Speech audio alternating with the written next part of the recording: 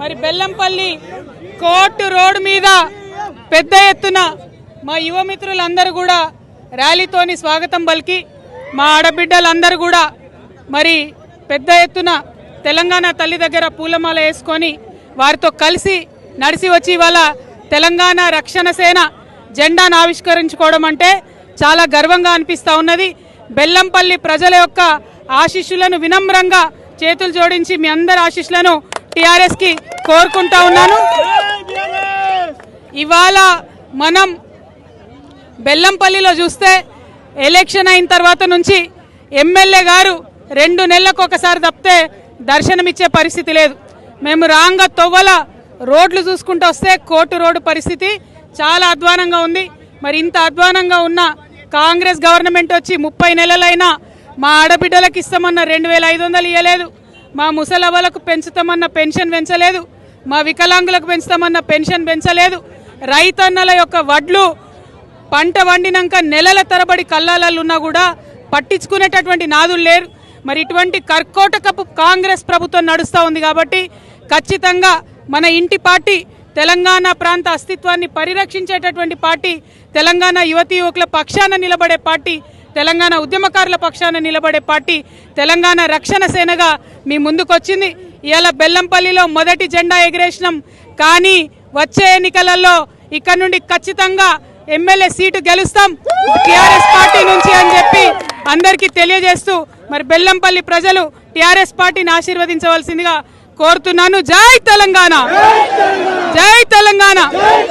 ఈ కార్యక్రమాన్ని ఇంత విజయవంతంగా నిర్వహించినటువంటి తమ్ముడు సాజన్ గారిని, మౌనిక్ గారిని, అదేవిధంగా అన్న బోడ జనార్దన్ అన్న గారిని, రియాజ్ అహ్మద్ గారిని, బెల్లంపల్లి మా ఆడబిడ్డలందరినీ కూడా హృదయపూర్వకంగా ధన్యవాదాలు. జై తెలంగాణ.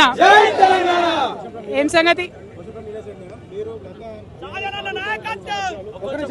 తెలంగాణ రాష్ట్ర సాధన ఉద్యమంలో మీరు ప్రముఖ పాత్ర వహించారు. అక్కడ 10 సంవత్సరాలు బీఆర్ఎస్ పార్టీలో పనిచేసారు. అప్పుడు జరిగిన ప్రభుత్వం, ఇప్పుడు జరుగుతున్న ప్రభుత్వం మీకు అనిపించే తేడాలు ఏంటి? అసలు పని జరిగిందా? మీరు ఇప్పుడు స్పెషల్గా ఒక పార్టీ పెట్టుకుని వస్తున్నారు. మీ ఎజెండా ఏంటిది? ప్రజలకు ఏ విధంగా మీరు మంచి చేయాలి? టీఆర్ఎస్ పార్టీ నుండి పాంచజన్యం అనేటటువంటి ఎజెండాను తీసుకున్నాం. ముఖ్యంగా 5 అంశాల మీద ఇప్పుడు కొట్లాడతాం. తర్వాత మేము అధికారంలోకి వచ్చినాక ఆ 5 అంశాల మీద ప్రజల పక్షాన నిలబడి పనిచేస్తాం. మొదటిది, ఇవాళ పేద మధ్యతరగతి ప్రజలందరూ కూడా పిల్లలకు స్కూల్ ఫీజులు కట్టలేక దారుణమైన పరిస్థితిలో ఉన్నారు. ఈ ప్రభుత్వాన్ని కోరినాం మీరు ఫీజు నియంత్రణ చట్టం తేవాలని. కేవలం ఈ రాష్ట్రంలో ఒక టీఆర్ఎస్ పార్టీ మాత్రమే ఫీజు నియంత్రణ చట్టం తేవాలని ఉద్యమాలు చేసినాం, రౌండ్ టేబుల్ పెట్టినాం, అనేక సార్లు ప్రభుత్వాన్ని కోరినాం.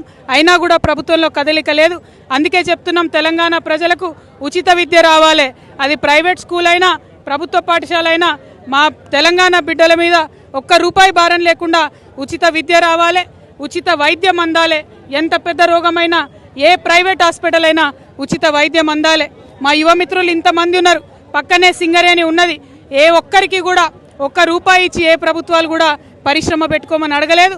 టీఆర్ఎస్ పార్టీ వచ్చిన తర్వాత 2 లక్షల నుంచి 20 కోట్ల వరకు కూడా యువ మిత్రులందరికీ లోన్లు ఇచ్చి మీరు పరిశ్రమలు పెట్టుకునేలాగా చేస్తాం. ఉద్యోగాల కోసం ప్రయత్నం చేస్తాం. అదేవిధంగా ఇలా రైతన్నలు చాలామంది ఉన్నారు బెల్లంపల్లి ప్రాంతంలో. వడ్లు కల్లాల నుంచి పోకపోతే ఎక్కడ అడిగినా ఎవరు చెప్పే నాదుడు లేదు.